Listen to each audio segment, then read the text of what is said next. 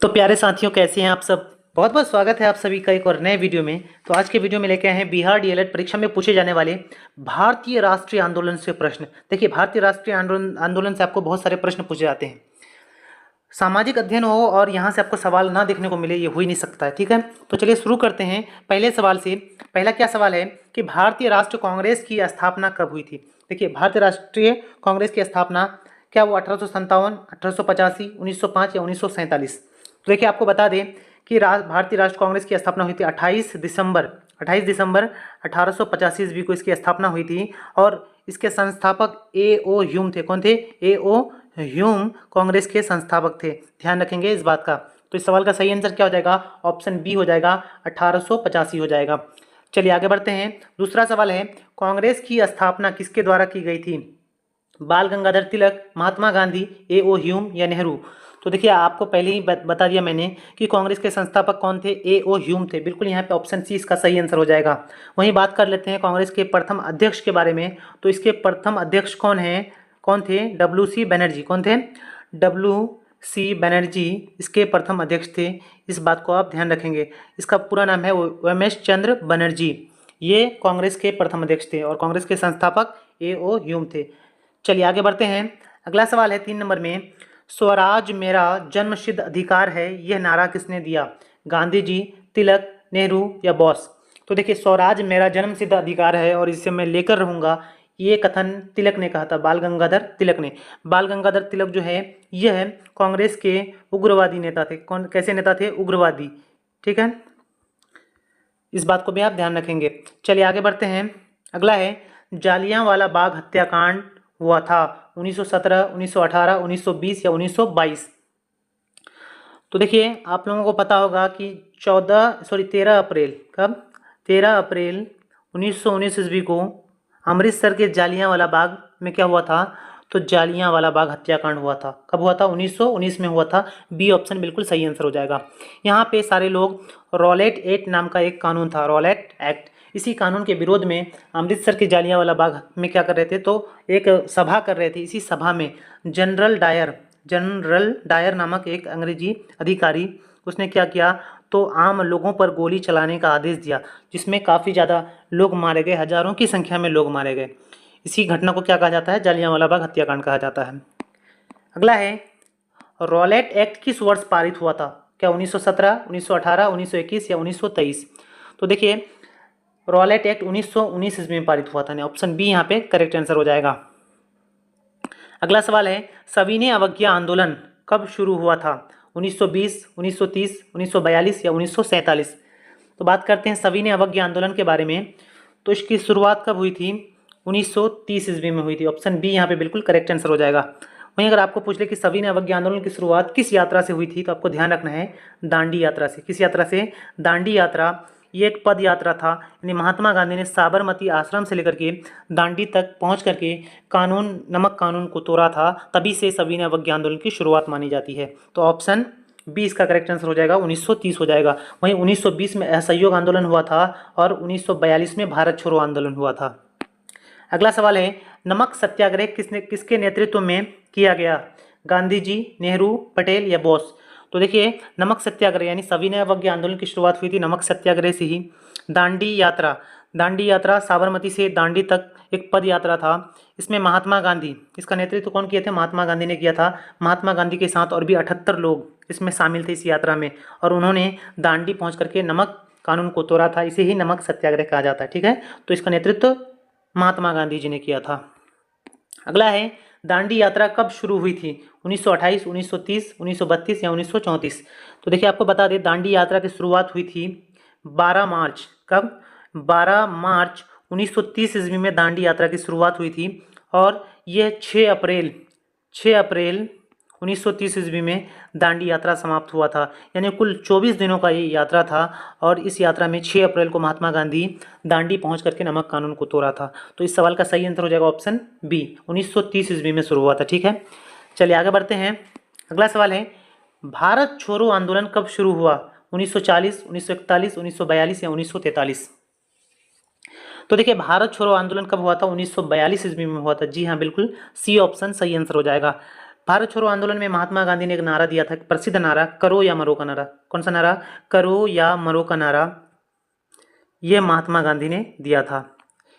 चलिए आगे बढ़ते हैं। अगला सवाल है, असहयोग आंदोलन कब शुरू हुआ? 1919, 1920, 1921 या 1922? तो देखिए, असहयोग आंदोलन की शुरुआत मानी जाती है 1 अगस्त 1920 ईस्वी को। ठीक है, इसी दिन से असहयोग आंदोलन की शुरुआत मानी जाती है। इसी दिन को यानी 1 अगस्त को क्या हुआ था, तो बाल गंगाधर तिलक जो है उनकी मृत्यु हो गई थी हृदयाघात से, और इसी दिन से असहयोग आंदोलन की शुरुआत मानी जाती है। ऑप्शन बी बिल्कुल यहाँ पे सही आंसर हो जाएगा, 1920 हो जाएगा। अगला है, चौरी चौरा कांड कब हुआ था? 1921, 1922, 1923 या 1924? देखिए, जब असहयोग आंदोलन चल रहा था भारत में, तो उसी समय में उत्तर प्रदेश के गोरखपुर नामक जिले में एक कांड हो गया, चौरी चौरा कांड। इसमें भारतीय लोगों ने क्या किया था, तो पुलिस अधिकारियों को जेल में घुसा करके उनमें क्या कर दिया था, तो पेट्रोल से आग लगा दिया था, जिसमें कुल 22 पुलिस वाले जिंदा जला दिए गए थे। इसी घटना को चौरी चौरा कांड कहा जाता है। ये घटना कब हुआ था, तो 5 फरवरी 1922 की ये घटना है, और इसी घटना के कारण महात्मा गांधी ने असहयोग आंदोलन को वापस ले लिया था। ये भी आपको सवाल पूछा जा सकता है कि किस घटना के कारण महात्मा गांधी ने असहयोग आंदोलन को स्थगित कर दिया, तो चौरी चौरा कांड के कारण। अगला सवाल है 12 नंबर में, लाल बाल पाल में से बाल किसे कहा जाता है? तो देखिए, लाल में से लाल का मतलब होता है लाला लाजपत राय, और बाल से होता है बाल गंगाधर तिलक, पाल से होता है बिपिन चंद्र पाल। तो देखिए, यहाँ पे बाल किसे कहा जाएगा, तो बाल गंगाधर तिलक को कहा जाएगा। ऑप्शन ए यहाँ पे बिल्कुल करेक्ट आंसर हो जाएगा। ये तीनों जो नेता हैं, यह उग्रवादी नेता, ठीक है, ये गर्म दल उग्रवादी, ये गर्म दल के नेता थे। ठीक है, ये लोगों का बदला लेने के लिए सशस्त्र विद्रोह कर रहे थे। चलिए आगे बढ़ते हैं। 13वां सवाल है, भगत सिंह को किस केस में फांसी दी गई थी? लाहौर षड्यंत्र, काकोरी कांड, असेंबली बम कांड या जालियांवाला बाग कांड? तो देखिए, भगत सिंह ने को लाहौर षड्यंत्र में, यानी कि ऑप्शन ए इसका सही आंसर हो जाएगा, लाहौर षड्यंत्र के केस में फांसी दी गई थी। उन्होंने क्या किया था, तो सैंडर्स को गोली मार दिया था, और इसी षड्यंत्र में उन्हें फांसी दी गई थी। अगर सवाल आपको पूछ ले कि भगत सिंह को फांसी कब दी गई थी, तो आपको ध्यान रखना है 23 मार्च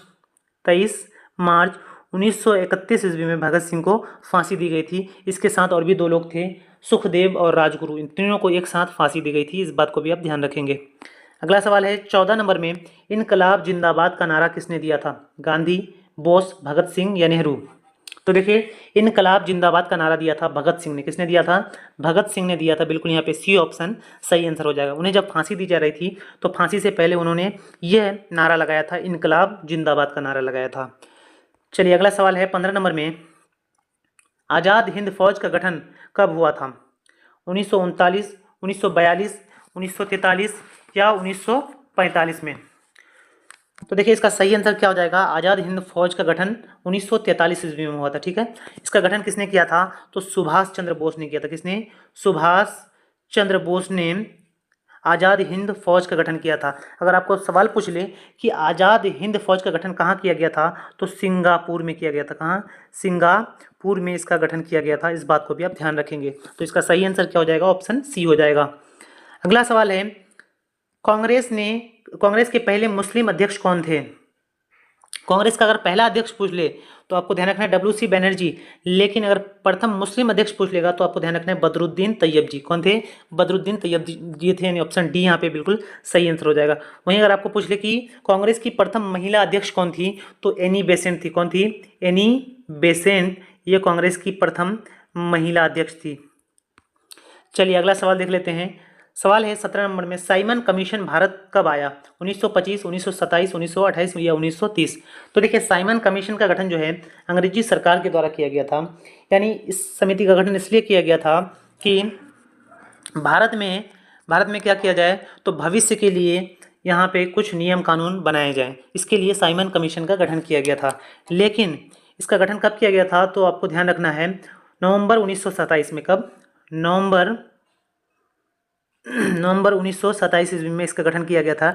लेकिन ये भारत कब आया था, तो भारत आया था फरवरी 1928 ईस्वी में। यानी बिल्कुल यहाँ पे सी ऑप्शन सही आंसर हो जाएगा, फरवरी 1928 ईस्वी में आया था। लेकिन लोगों ने साइमन कमीशन का बहुत ज़्यादा विरोध किया था, खुलकर विरोध किया था, क्योंकि इसका कारण था कि इसमें जितने भी लोग थे वो सारे अंग्रेज थे। ठीक है, कोई भी भारतीय व्यक्ति नहीं था। देखिए, अगर मान लीजिए अगर आपके भविष्य के लिए कोई कोई निर्णय लिया जाता है, अगर उसमें आपके परिवार के लोग शामिल ना हो तो आप बिल्कुल उस चीज़ का विरोध करेंगे। तो सेम हाल साइमन कमीशन का था, यानी इसमें भारत के भविष्य के बारे में कुछ निर्णय लिया जाना था, लेकिन इसमें भारत के कोई भी व्यक्ति शामिल नहीं थे, इसलिए इस कमीशन का विरोध किया जा रहा था। अगला सवाल है 18वां नंबर में, साइमन कमीशन का विरोध क्यों हुआ? उनमें कोई महिला नहीं थी, जी बिल्कुल ये कोई कारण नहीं है, ठीक है। उनमें कोई भारतीय नहीं था, बिल्कुल सही आंसर हो जाएगा, ठीक है। उनमें कोई भारतीय नहीं होने के कारण ही इस कमीशन का विरोध किया जा रहा था, विरोध जताया जा रहा था। तो बी ऑप्शन बिल्कुल यहाँ पे सही आंसर हो जाएगा। अगला है, गांधी इरविन समझौता कब हुआ था? तो देखिए, जब सविनय अवज्ञा आंदोलन की शुरुआत महात्मा गांधी ने करी थी, तो इसी आंदोलन से संबंधित एक बैठक हुआ था, एक समझौता हुआ था। किसके बीच में? तो गांधी और उस समय के वायसराय लॉर्ड इरविन के साथ एक समझौता हुआ था, एक बैठक हुआ था। कब? तो 5 मार्च 1931 ईस्वी में हुआ था। गांधी इरविन समझौता कब हुआ था? 5 मार्च 1931 ईस्वी में हुआ था। ये डेट आपको याद रखना है। तो सवाल का सही आंसर हो जाएगा ऑप्शन सी। चलिए अगला सवाल देख लेते हैं। गांधी जी ने दांडी यात्रा कहाँ से शुरू की? साबरमती, पोरबंदर, अहमदाबाद या वर्धा? तो आपको मैंने बताया कि गांधी जी ने साबरमती आश्रम की शुरुआत कहाँ से की, इसकी दांडी यात्रा की शुरुआत कहाँ से की थी? तो साबरमती आश्रम से की थी, यानी ऑप्शन ए बिल्कुल यहाँ पर सही आंसर हो जाएगा। उन्होंने दांडी पहुँच करके नमक कानून को तोड़ा था। यह यात्रा कुल 24 दिनों की थी और इसमें महात्मा गांधी के साथ कुल 78 लोग शामिल थे। ये यात्रा जो है वो 241 मील की यात्रा थी, जिसमें महात्मा गांधी के साथ और भी बहुत सारे लोग पैदल यात्रा कर रहे थे। अगला है, महात्मा गांधी का पहला आंदोलन कौन सा था? असहयोग आंदोलन, चंपारण आंदोलन, भारत छोड़ो आंदोलन, नमक आंदोलन? तो देखिए, महात्मा गांधी दक्षिण अफ्रीका से वापस आए थे 9 जनवरी 1915 को। कब? 9 जनवरी 1915 को वह दक्षिण अफ्रीका से वापस आए थे। उनके बाद उनका पहला जो भारत में जो आंदोलन था वो था चंपारण आंदोलन। ऑप्शन बी इसका सही आंसर हो जाएगा। चंपारण आंदोलन कब हुआ था? तो 1917 में हुआ था। यह अंग्रेजों द्वारा लागू की गई 3 कठिया प्रणाली के खिलाफ एक आंदोलन हुआ था। यह महात्मा गांधी का प्रथम सत्याग्रह था भारत में। अगला सवाल है, पूरा स्वराज का प्रस्ताव कब पारित हुआ? यानी पूर्ण स्वराज का जो प्रस्ताव है वो कब पारित हुआ? क्या वो 1928 में, 1929 में, 1930 या 1931? तो देखिए, पूर्ण स्वराज का प्रस्ताव 1929 के लाहौर अधिवेशन में पारित हुआ था, ठीक है। ऑप्शन बी यहाँ पे करेक्ट आंसर हो जाएगा। इस समय कांग्रेस के अध्यक्ष थे जवाहरलाल नेहरू। कौन थे? जवाहरलाल नेहरू कांग्रेस के अध्यक्ष थे और इसी अधिवेशन में कांग्रेस द्वारा पूर्ण स्वराज का प्रस्ताव पारित किया गया था और इसमें यह डिसाइड किया गया था कि हर साल 26 जनवरी को पूर्ण स्वराज दिवस मनाने की घोषणा भी की गई थी। अगला है, होम रूल आंदोलन की शुरुआत किसने की थी? गांधी जी, तिलक, नेहरू या बोस? तो देखिए, होम रूल लीग आंदोलन की शुरुआत करी थी बाल गंगाधर तिलक ने। ऑप्शन बी यहाँ पे सही आंसर हो जाएगा। इनके साथ थे एनी बेसेंट। कौन थे? एनी बेसेंट भी साथ में थे। इन दोनों ने मिलकर के होम रूल लीग आंदोलन की शुरुआत करी थी। अगर आपको पूछ ले इस आंदोलन की शुरुआत कब हुई थी, तो ध्यान रखना है 1916 में उन्होंने होम रूल आंदोलन की शुरुआत की थी। अगला है, नेताजी सुभाष चंद्र बोस का प्रसिद्ध नारा क्या था? जय हिंद, वंदे मातरम, करो या मरो, सरफरोशी की तमन्ना? तो देखिए, नेताजी सुभाष चंद्र बोस की जो प्रसिद्ध नारा है वो है जय हिंद। जय हिंद का नारा उन्होंने दिया था नेताजी सुभाष चंद्र बोस ने। ऑप्शन ए बिल्कुल यहाँ पे करेक्ट आंसर हो जाएगा। वंदे मातरम का जो नारा है ये बंकिम चंद्र चटर्जी ने दिया था। वहीं करो और मरो का नारा किसने दिया? तो महात्मा गांधी ने दिया था। अगला है, कांग्रेस सोशलिस्ट पार्टी की स्थापना कब हुई? 1932, 1934, 1936 या 1938? तो देखिए, कांग्रेस सोशलिस्ट पार्टी की स्थापना हुई थी 1934 ईस्वी में। ऑप्शन बी यहाँ पे बिल्कुल करेक्ट आंसर हो जाएगा। अगला सवाल है, खिलाफत आंदोलन किससे संबंधित था? शिक्षा, धार्मिक स्वतंत्रता, खलीफा की सत्ता या स्वराज? तो देखिए, खिलाफत आंदोलन कब हुआ था? तो 1919 ईस्वी में खिलाफत आंदोलन हुआ था और यह आंदोलन तुर्की का खलीफा के समर्थन में हुआ था, ठीक है, यानी खलीफा की सत्ता के लिए। ऑप्शन सी यहाँ पे बिल्कुल सही आंसर हो जाएगा। अगला सवाल है, बारदोली सत्याग्रह का नेतृत्व किसने किया? नेहरू, पटेल, गांधी जी या बोस? तो देखिए, आपको बता दें कि बारदोली सत्याग्रह कब हुआ था? 1928 ईस्वी में हुआ था। यह हुआ था गुजरात के बारदोली नामक शहर में हुआ था। यहाँ किसानों को अधिक मात्रा में कर देना पड़ता था अंग्रेजों को। इसी के विरोध में बारदोली सत्याग्रह हुआ था और इसका नेतृत्व किया था सरदार वल्लभ भाई पटेल ने किया था। किसने? वल्लभ भाई पटेल ने किया था। ऑप्शन बी यहाँ पे करेक्ट आंसर हो जाएगा।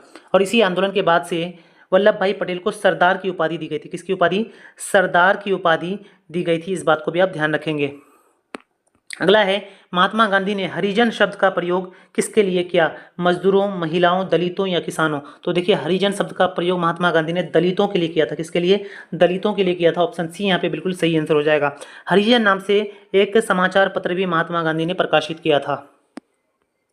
अगला सवाल है, भारतीय राष्ट्रीय आंदोलन में वंदे मातरम किस आंदोलन से लोकप्रिय हुआ? तो देखिए, आपको बता दें कि 1905 में हुआ था बंगाल का विभाजन, ठीक है। और इसी बंगाल के विभाजन के विरोध में 7 अगस्त 1905 में बंगाल में क्या हुआ था? ये तो एक आंदोलन की शुरुआत हुई थी, उसका नाम था स्वदेशी आंदोलन। और इसी आंदोलन में वंदे मातरम जो नारा है ये लोकप्रिय नारा बन चुका था। यानी ऑप्शन बी यहाँ पे सही आंसर हो जाएगा, स्वदेशी आंदोलन हो जाएगा। अगला सवाल है, अंग्रेजों के विरुद्ध पहला संगठित विद्रोह कौन सा था? 1857 का विद्रोह, चंपारण आंदोलन, खिलाफत आंदोलन या होम रूल लीग? तो देखिए, अंग्रेजों के विरुद्ध जो पहला संगठित आंदोलन था वह था 1857 की क्रांति। ऑप्शन ए यहाँ पे बिल्कुल सही आंसर हो जाएगा। वहीं बात कर लेते हैं 1857 की क्रांति की शुरुआत। तो इसकी शुरुआत हुई थी 10 मई 1857 से इस क्रांति की शुरुआत हुई थी। कहाँ से? तो मेरठ से। मेरठ को इसका केंद्र माना जाता है, जहाँ से 1857 की क्रांति का शुरुआत हुआ था। अगला सवाल है, करो या मरो नारा किस आंदोलन में दिया गया? असहयोग आंदोलन, सविनय अवज्ञा, भारत छोड़ो या खिलाफत? तो आपको भी पता है कि भारत छोड़ो आंदोलन का प्रसिद्ध नारा क्या था? करो या मरो। ऑप्शन सी यहाँ पे बिल्कुल सही आंसर हो जाएगा। भारत छोड़ो आंदोलन कब हुआ था ये आप लोग कमेंट बॉक्स में बताएंगे। अगला सवाल है, डॉक्टर राजेंद्र प्रसाद किस आंदोलन से जुड़े थे? क्या भारत छोड़ो आंदोलन या चंपारण नमक या फिर खिलाफत आंदोलन? तो देखिए, जब महात्मा गांधी 1917 में चंपारण आंदोलन कर रहे थे उस समय उनके साथ कौन थे? तो डॉक्टर राजेंद्र प्रसाद भी थे। ऑप्शन बी यहाँ पे बिल्कुल सही आंसर हो जाएगा। चंपारण आंदोलन में डॉक्टर राजेंद्र प्रसाद उनके साथ थे। अगला सवाल है, काकोरी कांड कब हुआ था? ठीक है, देखिए, काकोरी कांड जो है यह एक काकोरी लूट कांड हुआ था। इसमें ट्रेन में से कुछ लोगों ने, क्रांतिकारियों ने क्या किया था? लूट कांड मचा दिया था। यह घटना हुआ था 1925 ईस्वी में। कब हुआ था? 1925 ईस्वी में हुआ था। इस घटना में कई लोग जो है दोषी ठहराए गए थे, जैसे राम प्रसाद बिस्मिल हो गया, उसके बाद आपका राजेंद्र लाहिड़ी हो गया। ठीक है, चलिए अगला सवाल है, किस अधिवेशन में पूर्ण स्वराज का प्रस्ताव पारित हुआ? लखनऊ, कराची, लाहौर या मद्रास? तो देखिए, पूर्ण स्वराज का जो प्रस्ताव है वो 1929 के लाहौर अधिवेशन में हुआ था। बिल्कुल यहाँ पे सी ऑप्शन सही आंसर हो जाएगा। आगे बढ़ते हैं। अगला है, किस नेता को लोकमान्य कहा जाता है? लोकमान्य, तो लोकमान्य किन्हें कहा जाता है? तिलक को कहा जाता है। बाल गंगाधर तिलक को लोकमान्य कहा जाता है। वहीं गांधी जी को महात्मा कहा जाता है। नेहरू को चाचा जी के नाम से पुकारा जाता है। और बोस जो है सुभाष चंद्र बोस को नेताजी के नाम से पुकारा जाता है। वहीं अगर आपको पूछ ले सुभाष चंद्र बोस को नेताजी किसने कहा था? तो हिटलर ने। किसने? एडोल्फ हिटलर ने सुभाष चंद्र बोस को नेताजी कहा था। अगला सवाल है, रॉलेट एक्ट का विरोध किस आंदोलन के तहत हुआ? असहयोग, वे सविनय सत्याग्रह या भारत छोड़ो? तो देखिए, रॉलेट सत्याग्रह जो हुआ था वो 1919 में हुआ था और इसके विरोध में असहयोग आंदोलन की शुरुआत की गई थी। यानी ऑप्शन ए यहाँ पे बिल्कुल सही आंसर हो जाएगा। अगला है, सरफरोशी की तमन्ना कविता किसने लिखी थी? राम प्रसाद बिस्मिल, अशफाक उल्लाह खां, भगत सिंह या चंद्रशेखर आजाद? तो देखिए, सरफरोशी की जो तमन्ना है ये जो है ये किसने लिखा था? तो राम प्रसाद बिस्मिल यहाँ पे नहीं होगा। ठीक है, लोग हालांकि राम प्रसाद बिस्मिल को यहाँ पे शामिल करते हैं, लेकिन ये इस सवाल का सही आंसर नहीं है, बल्कि क्या हो जाएगा? बिस्मिल अजीमाबादी। क्या हो जाएगा? बिस्मिल अजीमाबादी ने क्या किया था? तो इस कविता को लिखा था। यानी इसमें से कोई भी आंसर जो है इसका सही नहीं है। क्या होगा? बिस्मिल अजीमाबादी हो जाएगा इसका सही आंसर। अगला सवाल है, वंदे मातरम किसने लिखा? रविंद्रनाथ टैगोर, बंकिम चंद्र चट्टोपाध्याय या सुभाष चंद्र बोस, दादा भाई नौरोजी? तो देखिए, वंदे मातरम को किसने लिखा था? बंकिम चंद्र चट्टोपाध्याय ने लिखा था। ऑप्शन बी यहाँ पे बिल्कुल सही आंसर हो जाएगा। वहीं रविंद्रनाथ टैगोर ने क्या लिखा था? तो जनगण मन को लिखा था। यानी भारत का राष्ट्रीय गान जनगण मन को रविंद्रनाथ टैगोर ने लिखा था। अगला है, 39 नंबर सवाल है, जालियांवाला बाग में गोली चलाने वाले अधिकारी कौन था? कर्जन, डायर, इरविन या वेवेल? तो आपको मैंने पहले ही बताया कि 1919 में जो जालियांवाला बाग हत्याकांड हुआ था इसमें जनरल डायर नाम का एक अधिकारी था। ठीक है, इन्होंने ही गोली चलाने का आदेश दिया था। बी ऑप्शन बिल्कुल सही आंसर हो जाएगा। अगला है, गांधी जी ने किस आंदोलन के बाद कांग्रेस छोड़ी थी? चंपारण, असहयोग, भारत छोड़ो या नहीं छोड़ी। तो देखिए भारत छोड़ो आंदोलन के बाद, यानी सी ऑप्शन यहाँ पे बिल्कुल सही आंसर हो जाएगा। अगला सवाल है गांधी जी का जन्म कब हुआ था? तो ये आप सबों को पता होगा कि उनका जन्म कब हुआ था, 2 अक्टूबर 1869 ईस्वी में। ठीक है, यहाँ पे ऑप्शन सी सही आंसर हो जाएगा, 1869 ईस्वी में हुआ था। अगला सवाल है महात्मा गांधी को राष्ट्रपिता किसने कहा? क्या नेहरू ने, या बोस ने, तिलक या पटेल? तो देखिए सुभाष चंद्र बोस ने। किसने? सुभाष चंद्र बोस ने महात्मा गांधी को राष्ट्रपिता कहा था। ऑप्शन बी बिल्कुल यहाँ पे सही आंसर हो जाएगा। और वहीं सुभाष चंद्र बोस को नेताजी किसने कहा था? तो हिटलर ने कहा था। इस बात को भी आप ध्यान रखेंगे। अगला है कांग्रेस ने कब पहली बार केंद्र में सरकार बनाई? 1935, 1937, 1942 या 1946? तो देखिए जब 1937 में जब भारत में प्रांतीय चुनाव हुआ था तो उस समय कांग्रेस की बहुमत से सरकार बनी थी, यानी कि 1937 इसका सही आंसर हो जाएगा। अगला सवाल है 44 नंबर में 1857 की क्रांति का नेतृत्व किसने किया? बहादुर शाह जफर, गांधी, बोस या लाला लाजपत राय? तो देखिए ये जो आप तीनों नाम दिख रहे हैं गांधी जी, ये उस समय भी नहीं थे।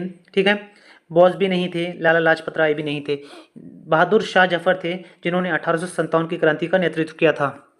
अगला सवाल है 1857 की क्रांति को किसने भारत की पहली स्वतंत्रता संग्राम कहा? विनायक सावरकर, नेहरू, गांधी या बोस? तो देखिए विनायक सावरकर ने। किसने? वीडी सावरकर। इनको वीडी सावरकर भी कहा जाता है शॉर्ट में। वीडी सावरकर ने ही भारत की स्वतंत्रता संग्राम को, यानी 1857 की क्रांति को भारत का पहला स्वतंत्रता संग्राम कहा था। अगला सवाल है 46 नंबर में दांडी यात्रा कितने दिनों तक चली? तो आपको पहले भी बता दिया गया, आप लोग इस सवाल का आंसर कमेंट बॉक्स में बताएंगे। अगला सवाल है गांधी जी दक्षिण अफ्रीका से भारत कब लौटे थे? तो आपको पहले भी बता दिया गया गांधी जी कब लौटे थे, तो 9 जनवरी 1915 ईस्वी को। 9 जनवरी 1915 ईस्वी को महात्मा गांधी दक्षिण अफ्रीका से वापस आए थे। और इसी दिन यानी क्या, तो 9 जनवरी को हर साल प्रवासी भारतीय दिवस मनाया जाता है। कौन सा दिवस? प्रवासी भारतीय दिवस मनाया जाता है। चलिए अगला सवाल है भारतीय राष्ट्रीय कांग्रेस का पहला अधिवेशन कहाँ हुआ? दिल्ली, कलकत्ता, मुंबई या पुणे? तो देखिए कांग्रेस की जब स्थापना हुई थी तो ये मुंबई में हुई थी, और पहली स्थापना में ही, यानी स्थापना में ही पहला बैठक बुलाया गया था मुंबई में। ऑप्शन सी यहाँ पे बिल्कुल सही आंसर हो जाएगा। पहली बैठक में, यानी कांग्रेस की जब स्थापना हुई थी तो इसकी पहली बैठक में कुल 72 लोग शामिल थे। कितने लोग शामिल थे? कुल 72 लोग शामिल थे। अगला सवाल है लाला लाजपत राय की मृत्यु किस आंदोलन से जुड़ी थी? साइमन कमीशन, खिलाफत, असहयोग या सभी ने? तो देखिए जब साइमन कमीशन भारत में आया था तो इसमें सारे लोग इसका विरोध कर रहे थे, और विरोध करते करते साइमन कमीशन के द्वारा, यानी अंग्रेजी अधिकारियों के द्वारा लाठी लगने से लाला लाजपत राय की मृत्यु हो गई थी। ठीक है, यानी साइमन कमीशन का विरोध में, तो इसी आंदोलन में लाला लाजपत राय की मृत्यु हुई थी। ऑप्शन ए बिल्कुल यहाँ पे सही आंसर हो जाएगा। अगला सवाल है और अंतिम सवाल भी है कि भारत को स्वतंत्रता कब मिली? 15 अगस्त 1945 या फिर ये सारे ऑप्शन आपको दिए गए हैं, तो ये आपको पता ही होगा, आप लोग कमेंट बॉक्स में ज़रूर बता देंगे। और यहाँ तक आज हम लोगों ने कुल 50 महत्वपूर्ण सवालों को देखा, भारतीय राष्ट्रीय आंदोलन से थे। यहाँ पे आपको बहुत सारे सवाल ऐसे हैं जो आपके एग्जाम में पूछे जाते हैं। तो चलिए इसी तरह के सीरीज़ के लिए जुड़े रहिए हमारे साथ। मिलते हैं अगले वीडियो में। जय हिंद, जय भारत।